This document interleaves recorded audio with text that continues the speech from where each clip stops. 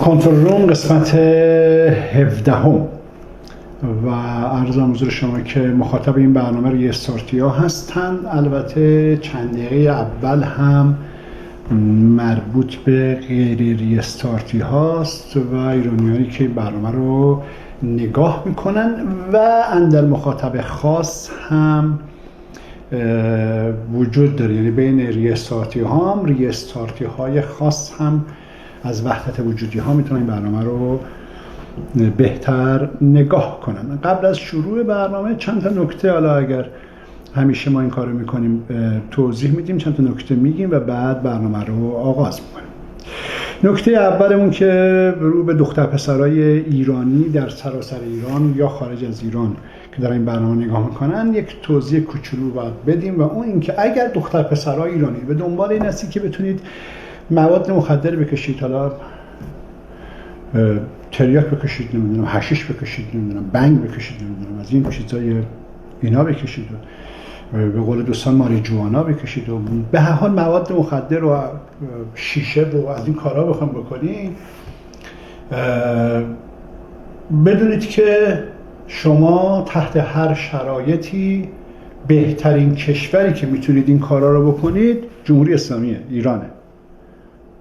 یعنی اگر شما دختر پسر داری این برنامه رو نگاه میکنی و فکر میکنی که با تغییر رژیم میتونی این کارا رو بکنی، یه جوک کامله. یعنی شما تو اروپا که وقتی وارد بشی بخوای این کارا رو بکنی، خود اروپا دولتش میخره مواد مخدر رو تخص میکنه، هر کی بخواد بفروشه میگیرنش، بهش تجاوز میکنن، پدرشو در میارن و هر کسی هم که بکشه به نوع دیگه پدرش در میارن.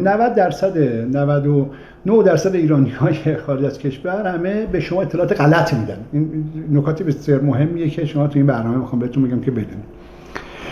اگر شما ایرانی‌ها میخواین که دختر پسر بازی کنید و حال کنید و نمیدونم از این کارهایی که دختر میبرید این کارا رو گروهی و گروپی و اینا انجام بدید و اینا، بهترین کشوری که در جهان میشه سکس کرد و اشغال کرد و اینا ایرانه. اگه شما دنبال این هستی که تو اروپا مثلا توی فرانسه، انگلیس یا تو آمریکا یا کانادا از این کارا میتونی بکنی، اینا جوکه. یعنی بهترین حکومتی که شما میتونید این کارا رو توش انجام بدین جمهوری اسلامیه.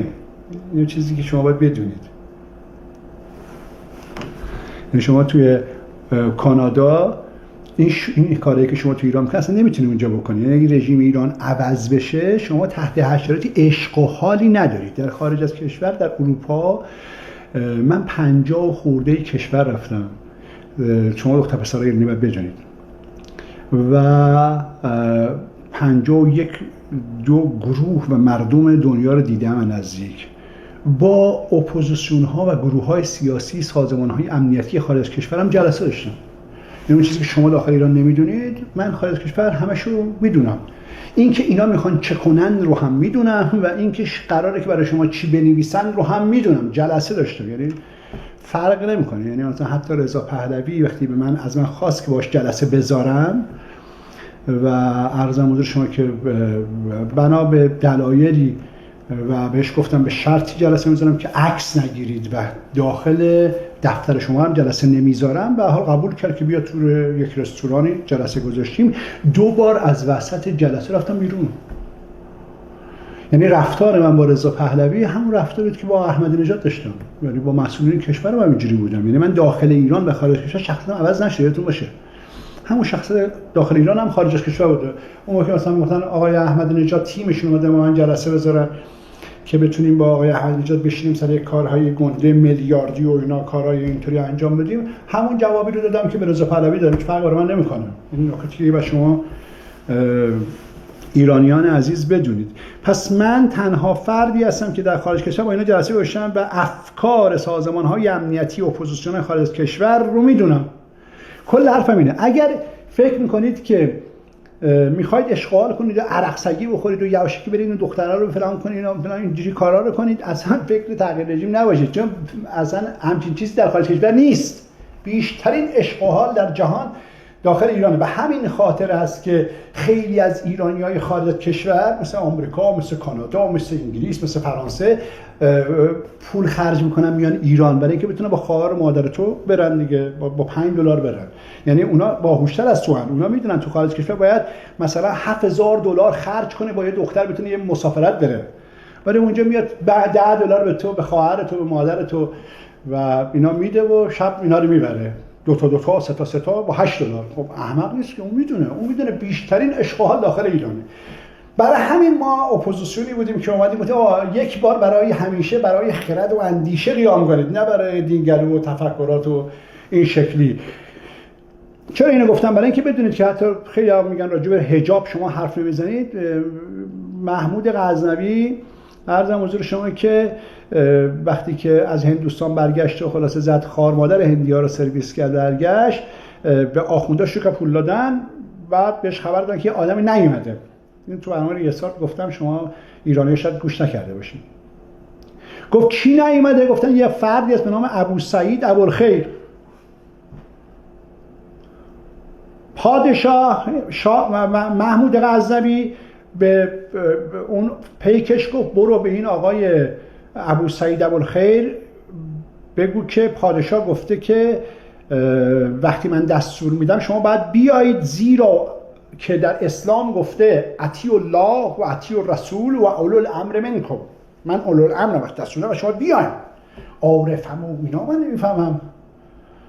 ما اومدم به ابوسعید ابوالخیر همین چند حرفی رو زدم و بعد عرضم حضور شما که ابوسعید گفتش که به پادشاه بگید که من انقدر غرق در اطیع الله هم اصلا وقت نمی‌کنم راجع اطیع الرسول فکر کنم، چه برسه اولو الامر.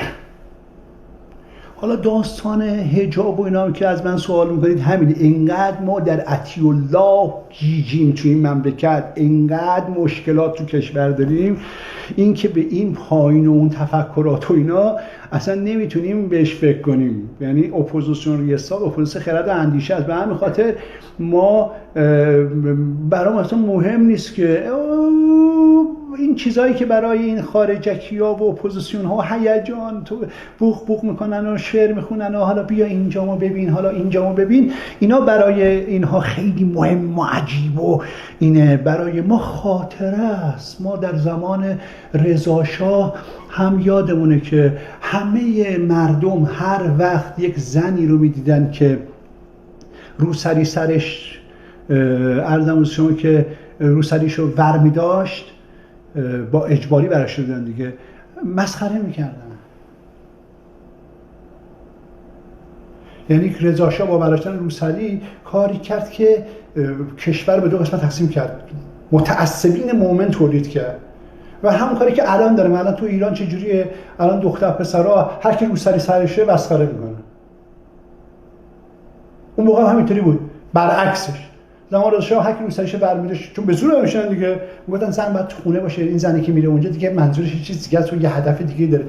این که مردم یهو دوست دارن لباسشون رو بکشن پایین، لباسشون رو بکشن بالا، هزاران سال این بازی مسخره کمدی تبدیل دین به بیدینی و تبدیل بیدینی به دین، عمل و عکس العمل ما دیدیم. برای ما خاطره است، خیلی چیز هیجان انگیزی نیست، برامون هم مهم نیست اصلا که چی هست. به همین خاطر هیچ نظری راجع به حجاب ما اصلا نداریم. هر کی دلش میخواد بذاره، هر کی میخواد برداره و نگاه حجاب در ریاست با نگاه حجاب در اپوزیسیون ریاست هم متفاوته که حالا برنامه‌های قبلی رو گوش کنید و برنامه‌های بعدی رو بهش توجه کنید. اما امروز برنامه‌ای که میخوایم بریم راجع به یک نکته مهم و اساسی. یه بار مرور میکنیم که چی شد. سال 1395 ما شروع کردیم برنامه خودمون رو در رادیو پستو شروع کردیم. خب چه اتفاق افتاد؟ یک اتفاق نادر در جهان افتاد، در کره زمین. یعنی انگلیسی‌ها زمانی که من درگیر شدم با انگلیسی‌ها در یک از این کشورها، اون موقع مطمئن بودن که من هیچ وقت نمیتونم رسانه بزنم و پول زدن رسانه نرم. آمریکایی‌ها اینو میدونستن، آلمانی‌ها اینو میدونستن، جمهوری اسلامی اینو میدونست. میگفتن آقا حسینی بخواد رسانه بزنه 1000 سال طول میکشه. و هم خود حسینی بدون رسانه قدرتی نداره. حسینی بدون رسانه نمیتونه کاری بکنه. یه اتفاق عجیب در جهان افتاد، یه اتفاق نادر، این که یهو تلگرام اومد وسط، یه موجود جدیدی درست شد که میتونید شما ویدیوتو بذاری توش و صداتو بذاری توش، یعنی رادیو پستو یک اتفاق براش افتاد، اتفاقی که سازمان‌های امنیتی میدونستن که حسینی به خاطر $100 مشکل داره، چه برسه بخواد یه تلویزیون بزنه و این اتفاق نادر افتاد. یعنی تلگرام تولید شد و این تلگرام تو جامعه ایران یهو شروع کرد پخش شدن و تلگرام یهو تو جامعه پخش شد، مدیران تلگرام فراری شدن، سازمان امنیتی انگلیس و فرانسه و آلمان و دموکرات‌های آمریکا و خود تا آمریکا و جمهوری اسلامی و اینا هیچ کدوم دسترسی مدیران تلگرام نداشتن و این موجب شد که نتونستن سانسور کنن مخالفین خودشون، یعنی اینکه نتونستن منو سانسور کنن. یک دوره بازدهی خیلی کوتاه، یک زمان بسیار کوتاه، چند ماهه برای ما کافی بود که جامعه ایران رو بتر کنیم و بعدش هم یه سال پخش شد، یهو شروع کرد ترکیدن و تمام اون پازل های سازمان امنیتی رو لو دادیم. این اتفاق افتاد سال 95 تا 96 ما در یواش یواش که ریستارت رو پخش کردیم، اپوزیسیون ریستارت شروع کردیم معرفی کردن و شروع کردیم شکل سازماندهی دادیم این اپوزیسیون و بعدش هم خب میلیون ها بیننده داشتیم و اینستاگرام زدیم. اینستاگرامش رو صد مثلا 20,000 تا، اینستاگرام رضا پهلوی خوب بود 3200 تا 3500 تا، اینستاگرام خانم رجبی بود مثلا 1200 تا 1300 تا و اینستاگرام تمام هنرپیشه‌ها و هنرمندا و در خارج از کشور و خواننده و اینا به 1000 اینستاگرام ها نمیرسید در اون تاریخ، اینقدر قوی بودیم و مدارکش هم هست. سال 96 ما استارت زدیم، هنوز توی فروردین و اردیبهشت و خرداد و ایناست. جامعه آماده شد برای قیام 96 دیماه 96. در دیماه 96 به ناگاه یک اتفاق عظیم افتاد و اون این که با برنامه‌های ریستارت و اپوزیسیون ریستارت جامعه آماده این شد که انقلابی عظیم در اونجا رخ بده.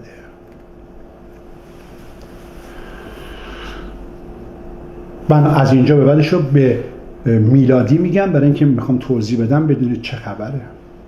پس 20 روز قبل از ژانویه اوج حرکت‌های ما شروع شده و چالش ها به سرعت داره انجام میشه، مردم به سرعت دارن جذب میشن، قیام داره اتفاق میفته و جمهوری اسلامی در حال تغییره و عرضم حضور شما که ژانویه به سرعت، این سرعت تصاعد حسابی به تصاعد هندسی تبدیل شده، سرعت بسیار بالا داریم این کار رو انجام میدیم و عرضم حضور شما که همه چیز آماده است برای تغییر رژیم. در این زمان در یک لحظه 5 اتفاق نادر میفته. نمبر 1، سازمان‌های امنیتی جهان روبروی اپوزیسیون ریستارت قرار میگیرن. نمبر 2، رسانه‌ای مثل آمد نیوز که یک رسانه خیلی کوچک نوپای بود، بعد از چسبیدن به اپوزیسیون ریستارت تعدادش رفت بالا چون عملگرایی بود و نظرسنجی گذاشته بود و این هوا که تنها اپوزیسیون آلترناتیو ریستارت و اینا، به هر حال هم داره ادامه میده. یعنی اینکه اپوزیسیون آماده است، تغییر رژیم در حال اتفاقه، یهو میبینیم که آمد نیوز هم علیه ما بلند میشه، سازمان امنیتی علیه اپوزیسیون بلند میشه. رضا پهلوی که اصلا یه گوری به گوشه ماهیگیری میکنه میپره وسط و بعد راجع به ریاست حرف میزنه. تمام هنرمندای خارج از کشور از تاپاله های سیاسی گرفته تا گروه های سیاسی روبروی اپوزیسیون تا یهو ریاکشن میگیرن.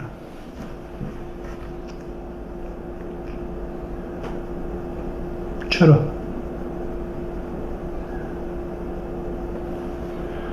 یادتون باشه راجع به روح الله زن من یه توضیح کوچولو دادم چون اینا ربط داره میخوام بگم. راجع به روح الله زن یه توضیح کوچولو دادم و اون این بود که گفتم روح الله زن با میثم خامنه‌ای بود و همین خاطر به سپاه که با مجتبی خامنه‌ای بود درگیر بود، به مجتبی خامنه‌ای حمله میکرد و سپاه، اما به میثم خامنه‌ای و سازمان اطلاعات و رضا پهلوی اصلاح طلبها حمله نمیکرد. اما روح الله زن نمیدونست که سپاه و رضا پهلوی تو یک کاسه هن. این نمیدونست. یکی از مشکلات اون موقع نمیدونست که رضا پهلوی با مجتبی خامنه‌ای پول از مجتبی داره میگیره، اون دو تا فامیلش مستقیم از مجتبی خامنه‌ای دارن پول میگیره. این از روح الله زن نمیدونست.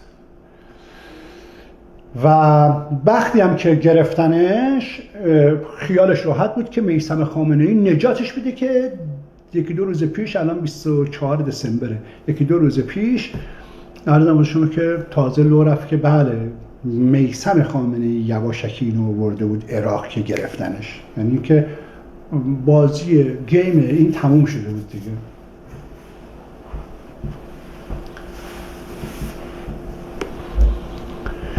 دعوا از اونجا شروع شد. اپوزیسیون‌ها به ما گفتن که شما، حتی روح الله زن هم گفتش که شما دستور بازگشت داده بود. دقت کنید. علت این که رژیم عوض نشد این بود که حسینی با این همه ریستارتی‌ها و میلیون ها بیننده یهو استاپ کرد و دستور بازگشت داد. و این از اساس کاملا دروغ. تاریخ ها رو در پستونیوز برید نگاه کنید. در ژانویه ما عرضم حضور شما که حملاتمون به شدت و بعد شروع کردیم فراخوان دادن. 10 روز به چالش حالا رنگ و اینا رو بذاریم کنار دیگه، چالش ها رسید به چالش آتش تا 16-17 ژانویه 2018. دقت کنید. تا اون موقع ما همینطور فراخوان میدادیم و داشتیم با قدرت کارمون انجام میدادیم.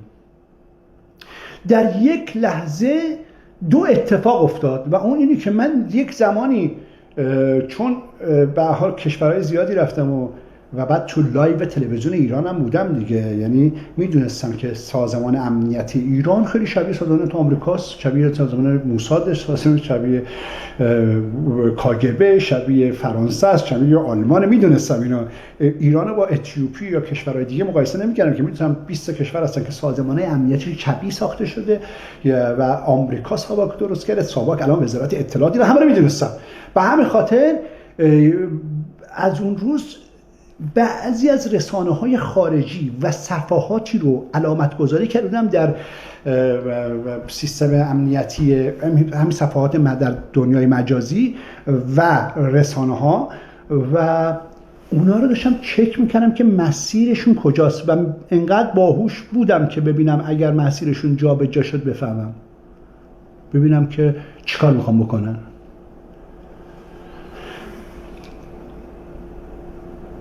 اتفاق اول این بود که رسانه‌های جهان همزمان شروع کردن منقبض شدن.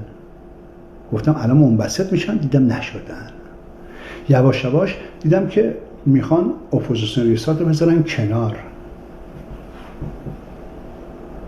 اپوزیسیونی که الان باید 10 میلیارد 15 میلیارد تو حسابش پول بشه، اپوزیسیونی که همه میدونن رژیم عوض میکنن. بعد با این سازمان امنیتی وقتی حرف میزدن رو حسینی واقعا مثل یک بچه مثلا جوان مثلا دوزانو نشسته خیلی مؤدب با ما حرف میزدن. موضوع رو میدونستم چه اتفاقی میفته. ما باز هم ادامه دادیم. 17 فوریه ژانویه تموم میشه، بعدش فوریه است. 17 فوریه به من دستور بازگشت داده شد. یعنی گفتن که به قول دوستان میگن سوفیسم، انسان کامل هر چی میگن، فرمان زد که استاپ تا شناخته شید، به رسمیت بشناسند. من اون موقع تو دلم بودم که خیلی ساده است، یه اپوزیسیون به قدرتی داره میره و سوفیسم اقلا میگفت که مثلا 100 میلیارد بگیرید این کارو کنید منطقی تر بود. و معلومه که فردا سازمان وزارت خارجه آمریکا و عرضم حضور شما که فرانسه انگلیس منو به رسمیت میشناسن، خیلی ساده بود. گفتم حالا من میگم اوکی استاپ تا به رسمیت شناختشم، نیم ساعت بعدم به رسمیت شناخته میشم. اما میزنن و چرا؟ چون میخواستن رژیم عوض کنن دیگه. فکر کنم که داره اشتباه میگه تو دلم. بعد دیدم که ما رو به رسمیت نشناختن. انقباض تولید شد، تمام رسانه‌هاش شدن سانسور اپوزیسیون رو یسار.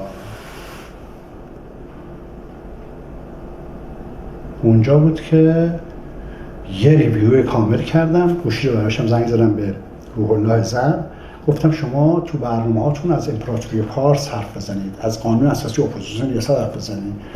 اینقدر نگیم ما آتیش می‌زنیم، ما می‌زنیم، ما تروریسم این کارا رو می‌کنیم. بعد گفت آفرین درست میگید و رفت دیگه، گوشی رو قطع کرد و رفت دیگه. یعنی فهمید که اگه غلطی اضافه کنه بهش تجاوز می‌کنن دیگه، سکوت کرد و رفت. و بعد من چون موضوع رو فهمیده بودم مجبور شدم که مسیر اپوزیسیون یسار رو یک جابجایی مشخص توش بکنم. اما راز کجا بود؟ چرا این اتفاق افتاد؟ درست در اوج ژانویه که ما داشتیم رژیم رو عوض می‌کردیم، یک جلسه بسیار پنهان در سازمان‌های امنیتی گذاشته شده بود و نتیجه اون جلسه این بود که اپوزیسیون یسارت رو حذف می‌کنیم و با گروه‌های دیگه یک ائتلاف تولید می‌کنیم و چه که همه رو من می‌شناسم، با اونها یک اسب جدید تولید می‌کنیم و عرضم حضور شما که و مسیر ادامه میدیم. خب خیلی عجیب بود، یک اپوزیسیون آماده تغییر رژیم چرا باید این حذف شه؟ تو اون جلسه پنهانی نتانیاهو حضور داشت، خیلی جالبه. همزمان در داخل ایران و خارج ایران به تمام وحدت وجودی‌ها حمله شد. یعنی چی؟ یعنی گروه‌هایی مثل دراویش گنابادی، دراویش یارسان، دراویش دیگه همزمان بهشون حمله شد تا عرفان حلقه‌یا، اون طاهریه با اونا و تیمشون به شدت شروع کردن حمله کردن و کارشون رو انجام دادن.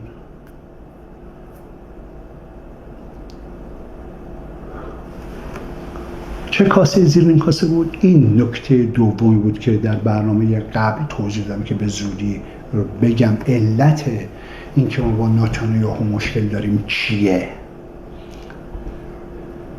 یکی از نکات بسیار یعنی خطی است که همه اینا رو با هم مشخص میکنن که اون موقع ما 2-3 دفعه اعلام کردیم، دیدیم کسی گوش نمیکنه و این بود. حالا چرا داریم میگیم؟ برای اینکه هر لحظه ممکنه ترامپ بیاد بالا. نتانیاهو از اون آدمایی است که به سرعت رنگ عوض میکنه. این رضا پهلوی گفتم، این رضا پهلوی یعنی آدمی که اصلا امروز میگه ماست سیاه، وقتی فردا میگه ماست سفیده به شدت قسم حضرت عباس میکنه که شما گفتی ماست سیاهه. یعنی انگار راحت حرفا رو دروغا رو میچسبونه ببینه اون و میگه. نتانیاهو همین جوریه. ممکنه ترامپ بیاد بالا و این نتانیاهو بیاد و ترامپ رو واسطه این رفاقت امپراتوری پارس و اسرائیل بکنه. ما 2 تا کار داریم میکنیم. شما ریاست یاد بدید. نمبر 1 این که رضا پهلوی رو که سرش تو باسن اسرائیل از پشت نگه داریم، سرش از اسرائیل بیرون نیاد. اسرائیل باید بچسبونیم به این نکته اوله. حالا که اینا رضا پهلوی رو کردن تو خودشون، تا این کلش مثل ببر فلان تو باسن گاو میشه، همونجا باید نگرش داریم. یعنی با همین برای چی ما دیمش حمله میکنیم؟ برای اینکه اونا بگن اپوزیسیون سیاست میترسه از اینکه اسرائیل با این باشه.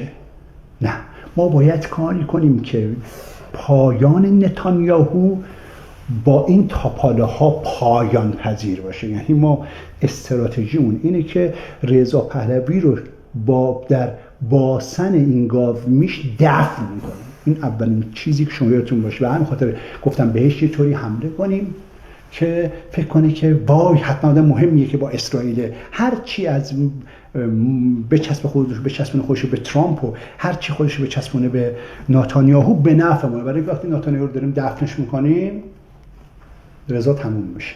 تموم شده ولی اون تو خفه شده دیگه. کمک نکنیم سرش از باسنش بکشیم اون تو داره خفه میشه خودش. دو، این که فردای آینده که ترامپ اومد بالا در قضیه تکبیر این آدم نتونه واسطه تولید کنه برای رفاقت دوباره. پس این برنامه رو ما داریم طوری تازه توضیح میدیم که به گوش ترامپ برسه که چرا حسینی به شدت به این آقای نتانیاهو حمله میکنه و داره حذفش میکنه از ذهنش، شخص نتانیاهو و رئیس موساد و اون دختره که معاونت فلانشو داره و اینا. داریم این دو تا مطلبمون دومیش هم اینه، داریم این کار رو انجام میدیم که راهی برای بازگشت این بزغاله نذاریم.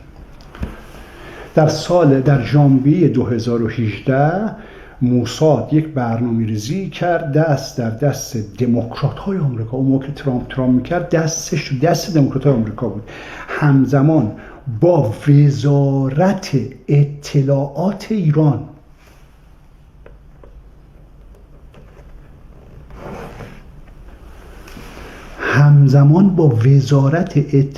ایران. گروهی از اصلاح طلبان و مجاهدین خلق، خیلی جالبه، دست در دست همدیگه داده بودن تا اینکه اپوزیسیون ریسار که در حال تغییر رژیمه تو این فاصله اینا به جای اینکه بیان رسانه در اختیار اپوزیسیون ریسار قرار بدن، به ریسارتیا و مردم کمک کنن که داشتن کشته میشدن، به انسجام این حرکت انجام بدن برای اینکه این اتفاق بیفته، همزمان اینها نه تنها کمک نکردن و تمام زورشون رو زدن برای سانسور ما، همزمان در پشت پرده عرضم حضور شما که یک برنامه‌ریزی کردن تا اسناد پرونده هسته‌ای ایران رو بدزدن.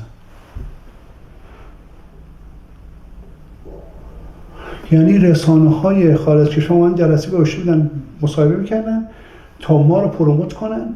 روح الله زم یهو شب خوابید صبحش گفت من دیگه دارم ریستارتی میشم.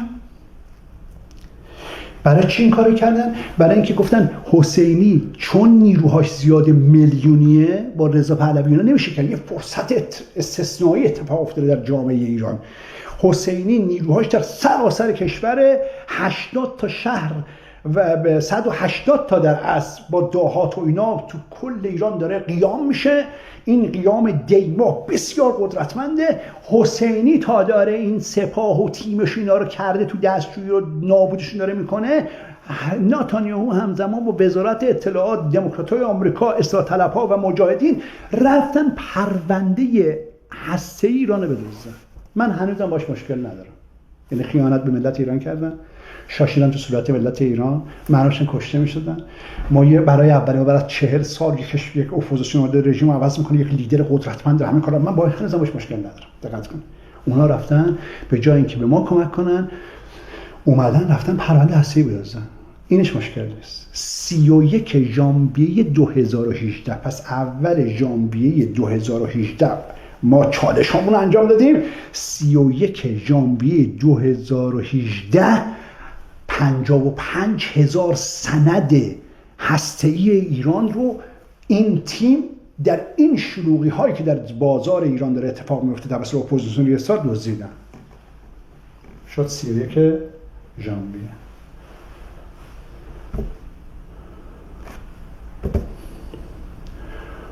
ما دیدیم رسانه ها بعد از 31 ژانویه هنوز از یک تانچه مشکل ندارم دیگه. میگه آقا حسین ما نمیخواستیم شما کمک کنیم، ما دوست داشتیم که به یک مادر قهوه فلانی که اعتقاد داره که یهودی رو باید بکنه تو دستشویی، سیفون بکشید تو صورتش به نام رضا پهلوی بخواستیم پول بدیم. به تو چه؟ پول خودمونه. حرفش اینه دیگه. دوست داشتیم. ما میدونستیم که رضا پهلوی و خانواده‌اش دوست دارن به زنای اسرائیلی وقتی تجاوز میکنن لذت میبرن. دوست داریم پول بدیم. به تو چه؟ رسانه های دنیا دستمون رو نمیخوام کمک کنم. تو چه؟ تو میخواستی رژیم عوض کنی، عوض کن. میتونه بگه دیگه. ما هم حرفی نداریم. دعوا از دیگه شروع شد. 31 ژانویه اسناد رو دزدیدن، باید از کیف خارج کنن دیگه. نمیرسه خارج کنن. 17 فوریه، یعنی 17 روز بعد، من فرمان بازگشت زدم. بازگشت ریاستارتی ها به خانه. ریختن جلو. فرمانده، سلام فرمانده، شما پادشاهی، شما رهبر بزرگ. رسانه ها اومدن مصاحبه. چرا؟ چون اسناد دزدیدن یه جایی، حالا میخوام از کیف خارج کنه، نمیتونست خارج کنه. یهو شبم که نخوابیده بودن که پوشن، که یهو صبح شب خوابیدن، بعد صبح پشت بودن. چی گفت حسینی؟ گفت بازگشت. گفت واقعا الان تو این شرایط برای چی بازگشت؟ گفت حتما ناراحت شده، ما که کمکش نکردیم فلان. ریختن جلو. الو حسینی، آقای حسینی، رهبر بزرگ. گفتم بله. گفت برای چی حساب کردیم؟ گفتم تنها گزینه این که من فراخوان بدم و استارت بزنم چیه آقای زم؟ گفت نمیدونم. گفتم شما تو رسانه‌تون شروع میکنید از قانون اساسی امپراتور فارس، از اندیشه و خرد اپوزیسیون رسانه حرف میزنید، نه از آتش زدن. و دو، باید من به رسمیت شناخته شم. تمام، من وارد بازی دیگه نمیشم. استاپ.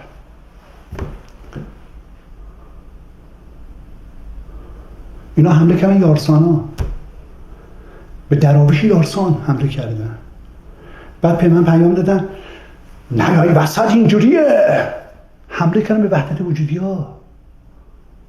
سازمان امنیتی شروع کردن حمله به ریاستارتی در سراسر جهان، وندتا ها رو اذیت کنن، گرفتنشون.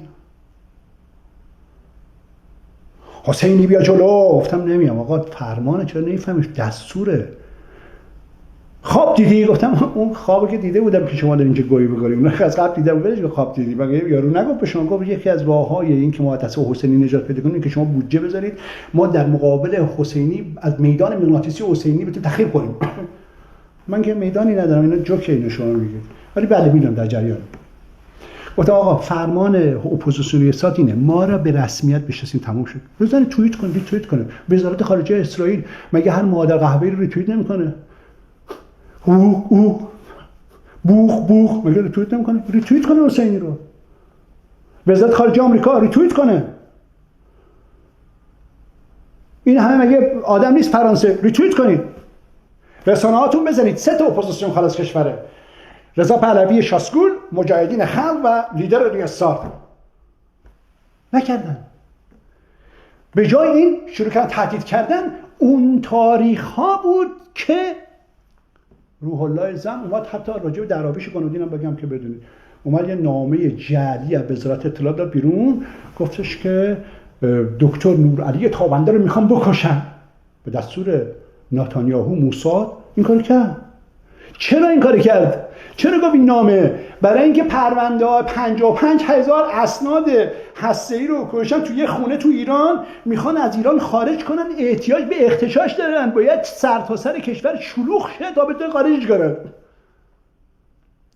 روح الله زن گفت این نامه جعلی رو کرد توسط یه سری از دراویش خارج از کشور نفوذی احمق و داخلی احمق و بعضی وحدت وجودی‌ها و رسانه‌ها و قدرت‌ها شروع کردن تخریب کردن و حمله کردن. با دراویش باز در اونجا، تو اون تاریخ اونجا حسینی دراویش گنابادی رو ریختن به هم، یعنی مسیر اختشاش رو ادامه دادن. حالا حسینی نمیاد، ولش کن، حسینی رو خودمون ادامه میدیم. ادامه دادن و اون اسناد خارج کردن. پس دلیل قتل دکتر نورعلی تابنده این بود که می‌خواستن اسناد هسته‌ای که توسط اختشاش اپوزیسیون ریاست در 31 ژانویه خارج کرده بودن، دزدیده بودن، خارج کنن. بعد که اسناد پرونده هسته‌ای رفت کنار، قامبلو دیمولو به نام نتانیاهو رو شکل داد. رسانه های جهان شده خاموش شدن. نمیخواستن رژیم عوض کنن. مرگ مردم ایران به تخم حزب حضرت عباس واسهشون بود. این که در سال 98 هم دیدید. بعد رضا پهلوی مستقیما از مجتبی خمینی پول میگرفت، همه نمیدونن. همه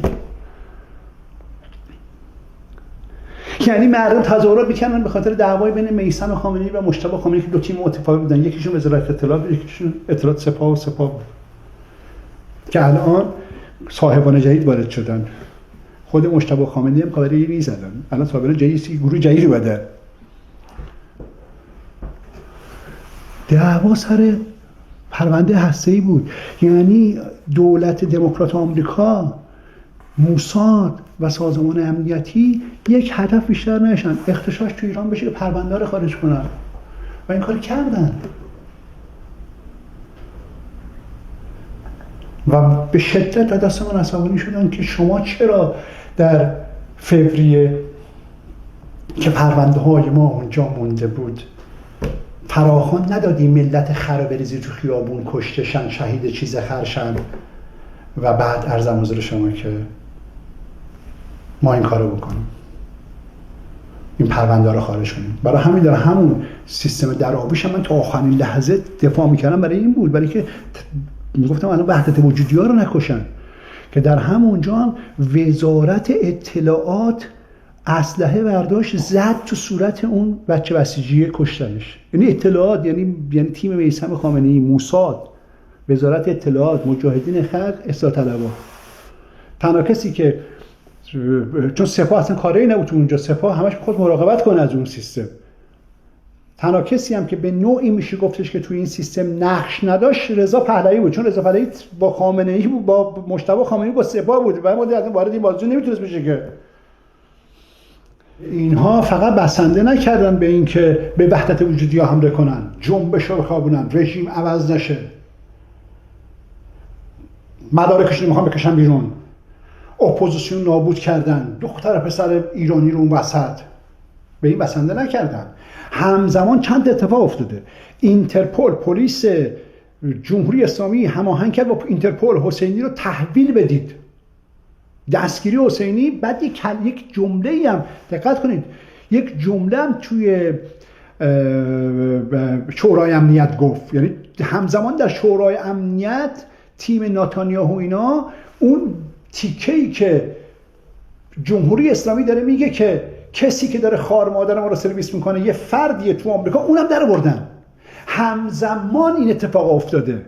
من میخوام یک سرچینگ شما رو ریسارچ بکنید متوجه شین چه اتفاق افتاده. یعنی به وحدت وجودی حمله کردن، ریسارچ‌های سراسر جهان بندت‌های ما رو بایکوت کردن، پدرشون در آوردن، سانسورشون کردن. به داخل ایران مردم این کارو کردن. همزمان اینترپل جمهوری اسلامی گفته حسینی رو برش کردین ایران، دستگیرش کنین. همزمان در آمریکا این هماهنگی انجام شده، یک آقایی به نام آقای اوسانی رو ترور کردن که بهانه‌ای داشته باشن که حسینی دستگیر کنیم. چرا؟ چون رازش تو جمله شورای امنیت، سازمان شورای امنیت سازمان ملل جمهوری فاش کرد، گفت حسینی رزیدنسه، گفت حسینی پناهنده اقامت گرین کارت داره، حسینی سیتیزن نیست، میشه تحویلش داد. یعنی همزمان هم کار کردن. همزمان صفحات اینستاگرام، فیسبوک، تمام صفحات منو بستن. همزمان تلگرام هم بستن. یعنی صدها هزار صفحه ریستارتی ها رو بستن. ببین چه مادر قهوه‌هایی بودن. یعنی فقط نیومدن بگن که اوکی این حسینی با این حرکتش حداقل ما تونستیم 55,000 مدرک بردیم و پولی هم که بهش ندادیم و بعدش رسانه هم که بهش ندادیم، ولش کن. نه، تا آخرش گفتن، تا آخرش رفتن. حتی گروهی از درآبیش هم علیه من قیام دادن. بذار بغل هم نگاه کن ببین چه تاریخی بوده که و آخرین نکته که تو ریاستی باید بدونی، برو تو پستو نیوز ببین چه رسانه هایی در جهان با من مصاحبه کردن. حالا برو نگاه کن، بزن کلیک کن روش، میگه این صفحه پیدا نمیشه.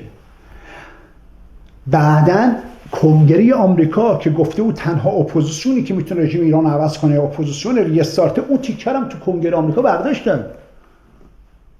یعنی تمام قواشون رو برای شکست اپوزیسیون ریاست متحدن انجام دادن و خیالشون راحت. حتی منم اون موقع گفتم تو 3 ماه دیگه تمومی، ما هنوز اینجاییم. خودشون تموم شدن، مثل سگ میلیارد خرج کردن.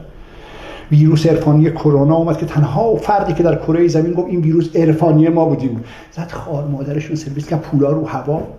حالا ریختن به هم، دونه دونه تخریب دارن میشن. رضا پهلوی سال 96 رو ببین، حداقل 400-500 تا ایرانی احترام اینجوری میذاشتن به خاطر تبلیغاتی که جمهوری اسلامی تو سریالاش کرده بود. الان با یک شت پهن توالت نفرت انگیز شده. گروه‌های سیاسی به هم فحش‌های خارمادر، اسرار داره فاش میشه، بیرون همینطور، داخل همینطور. چقدر مردن، چقدر میلیاردها ضرر کردن. برای اینکه اینا این کار کردن. دعواشون چی بود؟ دعواشون بود که شما گوش کن حرف ما. گفتم من از این گوش نمی‌کنم. من یه هدف بیشتر ندارم، نجات کشورم، مردمم. از گرده شماها من یک رهبر مستقلم و پیروزی با ماست، چون نوریم. مادر قبا خودشون هم تو نور میبینن. ببین چه مادر قبایی هن. نور پیروز میشود. بیا نور با ماه، خودها این برکته.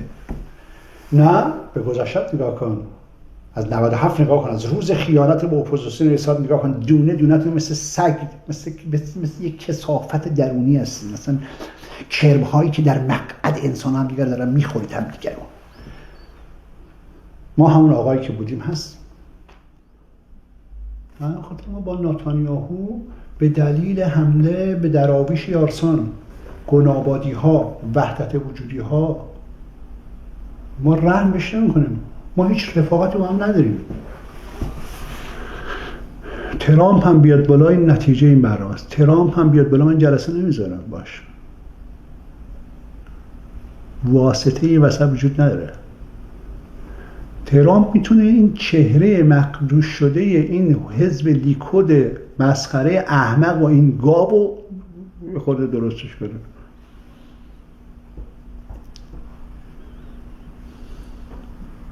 و خیلی از همین دراویش نفوذی توشون بودن، خیلی آدم‌ها توشون بودن، خود روح الله زم احمق توش بود، خیلی از این اتاقای فکر توشون بودن. خیلی جالبه که بدونید خیلی از این شبکه‌های تلویزیونی توشون بودن. جنبش خوابوندن، به وحدت وجودی ها حمله کردن، ریاست‌ها رو گرفتن. آلمان نمیدونید چه خبر شد، تمام زورش رو سازمان امنیتی آلمان میزد که ریاست‌ها رو بگیره و پدرشون در بیاره. این دنبال تغییر رژیم نبودن. چرا؟ چون ناتانیاهو دنبال نقشه جاده ابریشم اسرائیل و عربستان بچرخه توی هندوستان و چین بود.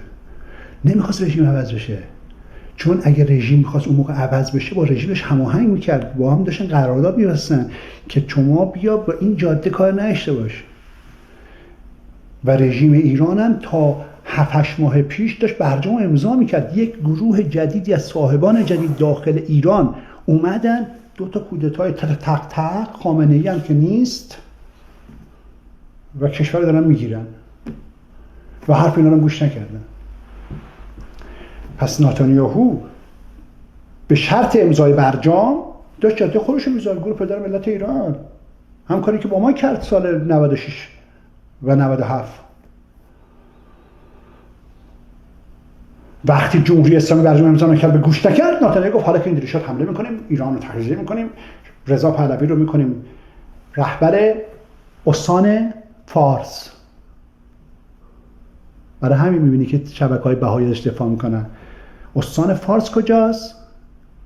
استان فارس از سال 92 به شدت دارن فشار میارن که استان فارس رو بچسبونن به خلیج فارس و یا اون پشت به دریای عمانی میخوان مساحتش خیلی کش بدن، استانها رو درست کنن. قرار بود ایران تجزیه بشه، استان فارس این بزغاله بیاد و مثلا تخت جمشید برای بده کوروش بده این اولاغ میکنیم اون دو ایران تجزیه میکنیم، اونور میره و این به جنوب که رفته به سمت راست هم که سیستان بلوچستان میره و اینا استان فارس و بهایا همه اون تو و زرتشتی‌ها توشن و یهودی‌ها توشن. کوروش هم برمیگرده به تخت جمشید. یک دهنی ازتون سرویس میکنم که بعداً بفهمید با کی طرفید. از سال 97 تا الان امسال